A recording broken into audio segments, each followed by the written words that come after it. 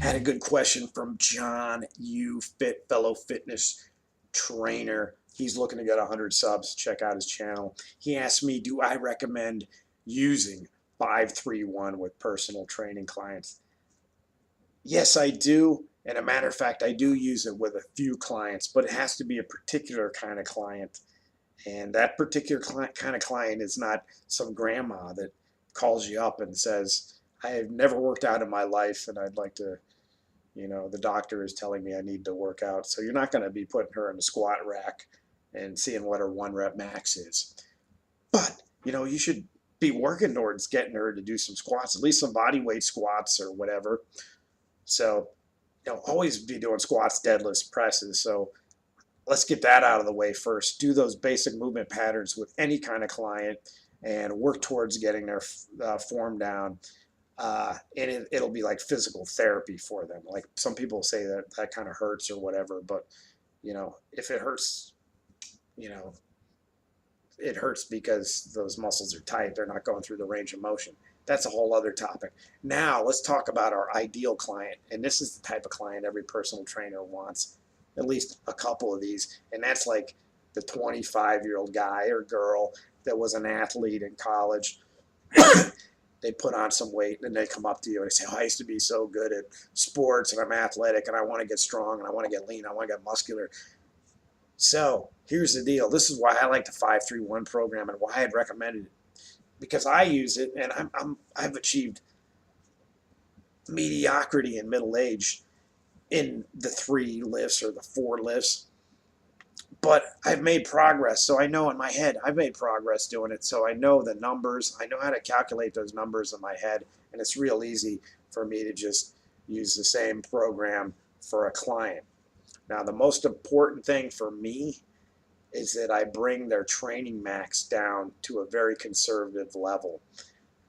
Now, you don't really get a 1 rep max from somebody who just walked into a gym.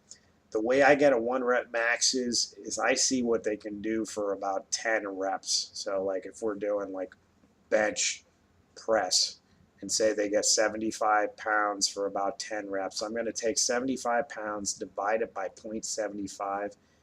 I'm going to get a 1 rep max calculation of 100 pounds. Check this out.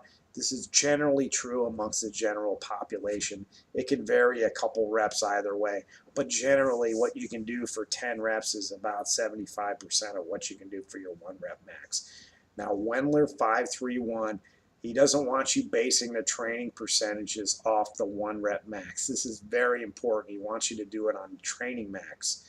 And he says your training max is about 90% of your 1 rep max. So if your 1 rep max was 100 pounds, make it 90 pounds. Now, you got to study Wendler. You got to learn about the program if you're interested in it. If I'm recommending it or, someone recommends it to you, read about the program. There's a good article on T Nation. Sets up the basic template for the program. If you need more information, get his books. They're like $9.99. He's a funny guy. Check out his YouTube channel, but just don't troll it because he disables all comments. He really hates trolls, and I think he writes like 5 chapters on how much he hates trolls in his 531 book. But it's a great program if you're using it and your clients are using it. Now, if you bring that training max down real low, what you'll find is instead of getting 5 reps, 3 reps, 1 rep like you're supposed to do, you're going to get a lot more reps. And that's what Wendler recommends. He doesn't want you just doing that 85% for 5 reps or 3 reps or 1 rep or whatever you're supposed to do that week at the top set. That's like your worst case scenario. That's like if your dog got hit by the car and your girlfriend left you and you showed up at the gym. That's the number you should be getting in that situation. So you always want to kind of beat that number. And if you bring the training max down real low and you base your percentages on that, you'll have clients that'll be beating these numbers and they'll be on a program.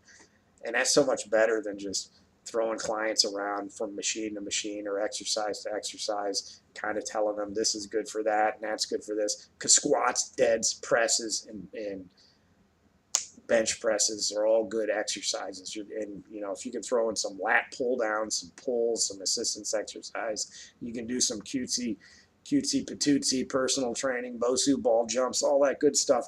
But if you stick to your basics on like a 5-3-1 program, you have somebody on a program, and then like 2 months later, you can look back and say, hey, look, you did like 80 pounds for 7 reps, and look, today you just did it for 15 reps.